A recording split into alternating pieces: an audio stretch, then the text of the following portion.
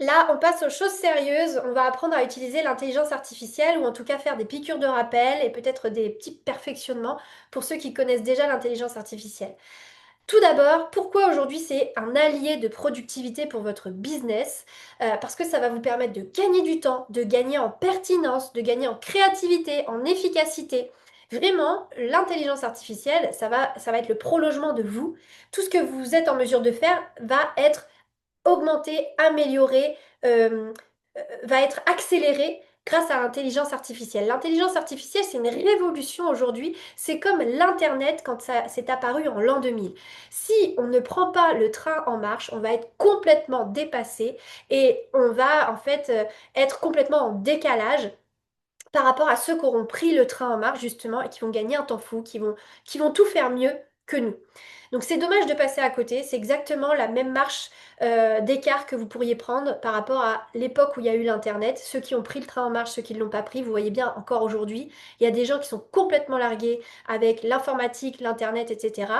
Et ceux qui le maîtrisent, bah en fait leur vie est carrément plus simple, plus fluide, plus productive. On n'a pas besoin d'engager des gens pour rien à faire des tâches.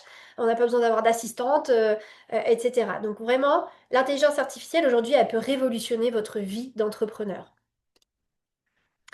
Alors, on va démystifier un petit peu l'IA parce qu'il y a beaucoup de croyances limitantes sur l'IA. Donc, ce n'est pas un cerveau, hein, c'est pas magique, c'est vraiment votre exécutant. Donc, ne voyez pas l'intelligence artificielle comme la réponse à tout, comme la chose qui va tout faire pour vous. En fait, il faut la driver. C'est vraiment, vous allez la formater, vous allez la paramétrer, c'est votre exécutant, c'est votre assistant, mais tout part de vous. Et j'entends beaucoup dire des personnes, mais non, mais arrêtez de faire des trucs avec ChatGPT parce que sinon votre contenu il va ressembler à tout le monde sur le marché. Mais ça, c'est les gens qui savent pas utiliser l'intelligence artificielle. C'est des gens qui savent pas utiliser ChatGPT parce que quand tu utilises ChatGPT correctement, ChatGPT est le prolongement de toi-même. Donc là, il y a juste un défaut d'utilisation. Donc toi, tu as la vision, tu as l'intelligence et la stratégie, et lui, en fait, il exécute et il te fait gagner du temps dans l'exécution des tâches. Ce qui veut dire que tu dois toujours garder le contrôle dans l'utilisation de l'IA. Pour garder le contrôle, tu dois vérifier ce qu'il te produit, tu dois tout relire, tu dois vérifier si c'est correct, si le détail comme le fond, le contenu, enfin la forme on s'en fiche un peu, mais le contenu, le fond du message, faut qu'il soit correct. Et donc tu dois toujours garder le contrôle, toujours vérifier ce qu'il fait. Ça veut dire que tu dois toujours maîtriser ce que tu lui demandes de faire. Ça veut dire que tu dois donc te former régulièrement pour maîtriser des concepts, pour pouvoir le diriger, le contrôler, le vérifier et pouvoir exécuter davantage de tâches. Moi, ce que je fais, c'est que dès que je me forme à quelque chose, que je sais que c'est utile pour mon business, tout ce que j'ai appris, je fais une fiche et je transmets à mon assistant, dans le rôle d'assistant dédié, hein. Mais je lui dis, voilà, maintenant, à partir de maintenant, j'aimerais que tu intègres cette stratégie dans la création de mon contenu.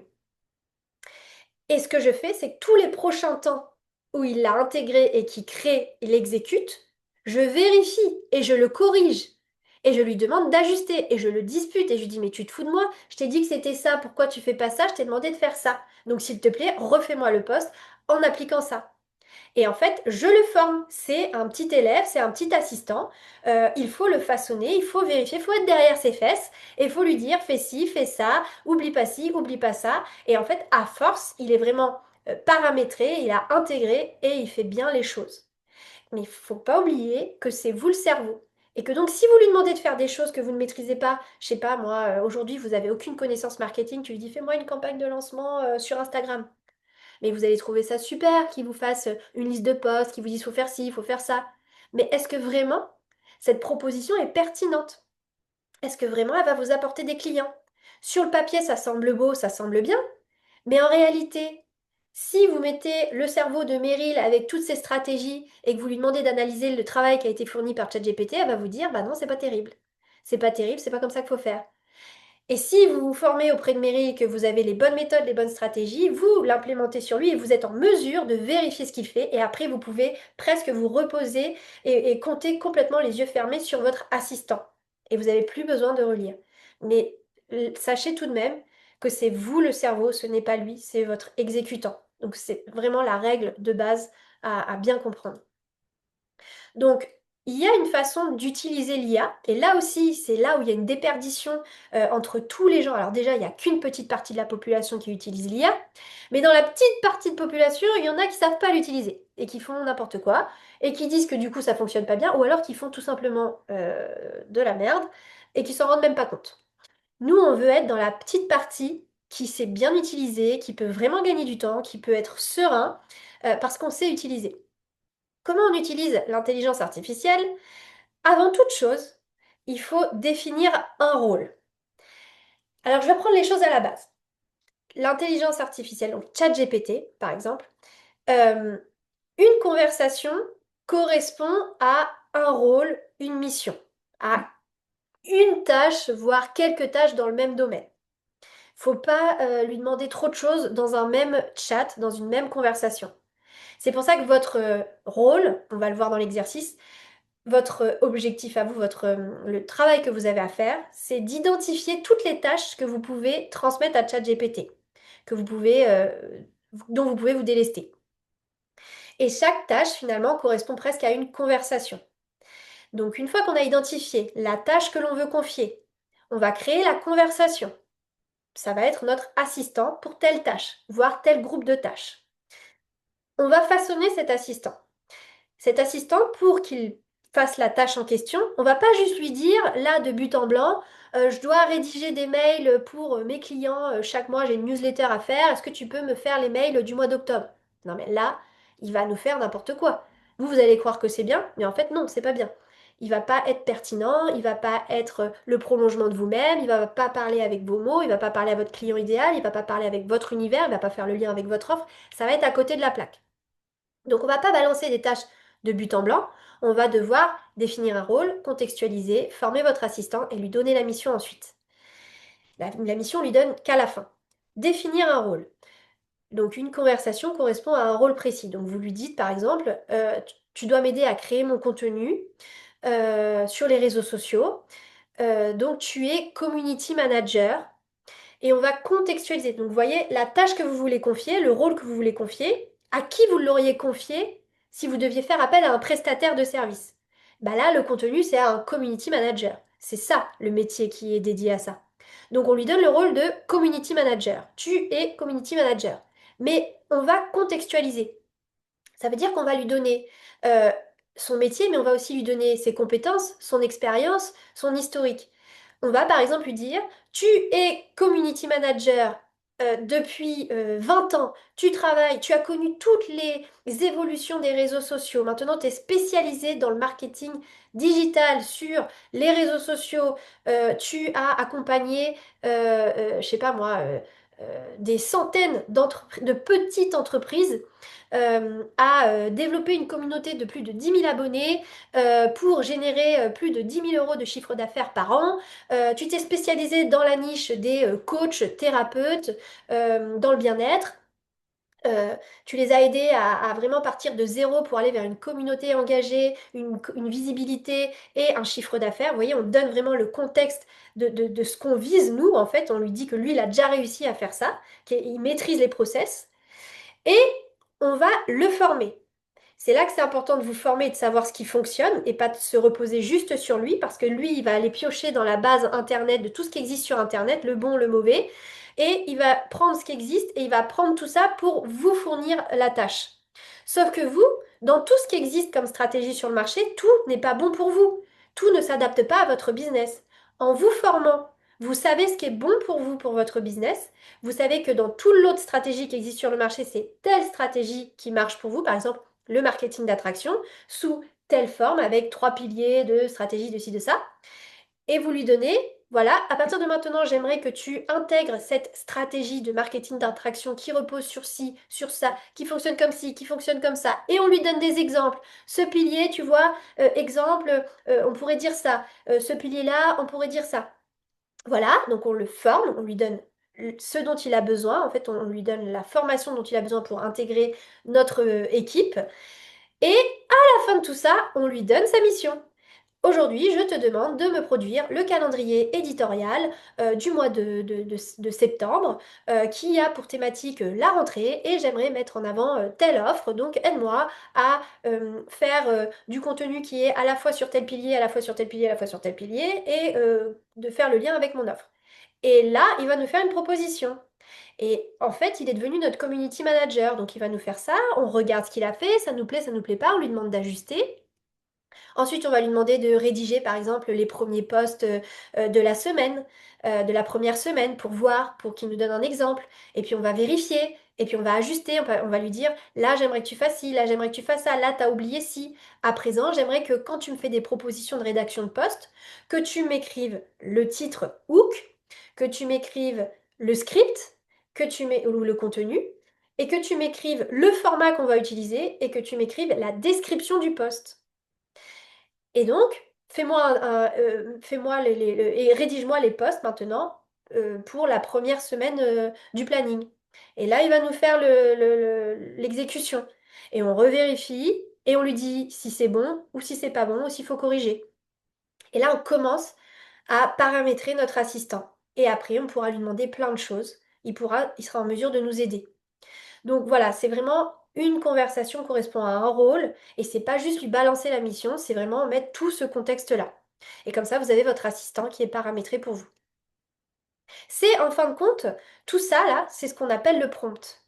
Donc quand vous voyez des petits malins sur les réseaux sociaux qui vous disent prends mon prompt, nanana, nanana, télécharge mon prompt de ci, de ça, et que vous voyez que vous avez un petit paragraphe comme ça, bah en fait ça suffit pas. Ça ne suffit pas du tout. D'ailleurs, j'ai oublié de vous mettre ça, mais dans le paramétrage de votre assistant, vous devez lui parler de vous. Je sais pas pourquoi ça n'a pas figuré. Ah oui, voilà. Non, ça n'est pas. Ah voilà. Former ton assistant, c'est effectivement lui donner la stratégie que vous voulez utiliser, qu'il doit respecter, mais c'est aussi lui présenter votre business, votre style, votre vocabulaire, votre offre.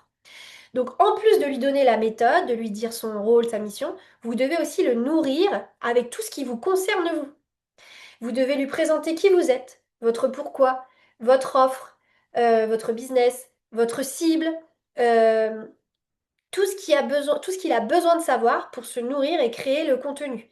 Donc moi, ce que je fais pour ça, parce qu'à chaque fois je crée des assistants, j'ai besoin d'avoir tout le temps ces informations sous la main. Je ne vais pas sans cesse réécrire tout ça. Donc ce que j'ai fait, c'est que j'ai fait une page sur laquelle je pioche mon contenu. C'est une page où je me présente, une page où je présente mon business, une page où je présente mon personal branding, mon storytelling, mon parcours, mon ou mes offres mon client idéal, etc. Et donc à chaque fois, je lui copie-colle ça pour qu'il me connaisse et qu'il utilise tout ça pour appliquer la mission que je lui ai demandée. Donc voilà comment ça fonctionne et tout ça est un prompt.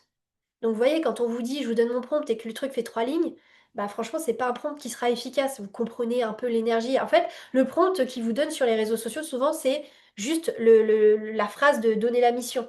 Mais tout le contexte d'avant, vous devez lui donner. Donc comprenez bien la logique de l'utilisation. Là, l'exercice que je vous propose, c'est de créer votre premier assistant ou créer un des assistants si vous avez déjà eu l'opportunité de le faire. Donc, l'idée là, c'est de vraiment identifier une tâche que vous pourriez confier à ChatGPT, là, dans votre quotidien, qu'est-ce que vous pourriez lui déléguer, et commencer à réfléchir du coup au rôle auquel ça correspond. À quel prestataire j'aurais fait appel si je devais déléguer cette tâche? Commencer à réfléchir au contexte. Quelle est son expérience, quelle est sa spécialisation, son expertise. Et essayer de réfléchir un petit peu à ça, au contexte. Si vous pouvez essayer de réfléchir un petit peu à comment vous pourriez le driver, le former.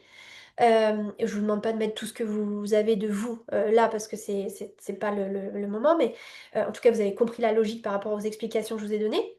Et comment vous formuleriez la mission que vous voudriez lui donner. Donc je vous laisse juste réfléchir un petit instant là-dessus. Et c'est ça aussi qu'il faut considérer avec cette application-là, c'est que on co-construit et on peut lui dire, tu vois, moi ce que je fais aussi quand je vois ce que tu me dis, tu vois, le programme, bah tu vois, ça c'est pas moi, ça me correspond pas et tout ça. Souvent ce que je fais, c'est que je travaille avec un fichier Word à côté et je copie-colle ses réponses et j'ajoute Je fais exactement la même chose. J'ajuste, je mets ce qui me correspond et tout. Et puis après, je vais le revoir et je lui copie-colle ce que j'ai retravaillé. Je lui dis, écoute, ça me convenait pas trop. Voilà par contre ce que je veux qu'on valide ensemble. Mm, Et du coup, après, on enchaîne, on a travaillé sur ça. Et puis, par exemple, tu peux lui dire, ah bah tu m'as fait penser à ça, tu vois, finalement, j'aurais bien l'idée de rajouter ça. Est-ce que tu peux me rajouter un module où on parlerait de ça? Qu'est-ce que ça pourrait donner? Et après, tu lui dis, bah écoute, moi, j'ai été formée sur ci, sur ça, c'est plus ça qui me parle, là, là, là. En fait, c'est vraiment ensemble. Et mm, il nous mâche énormément le travail.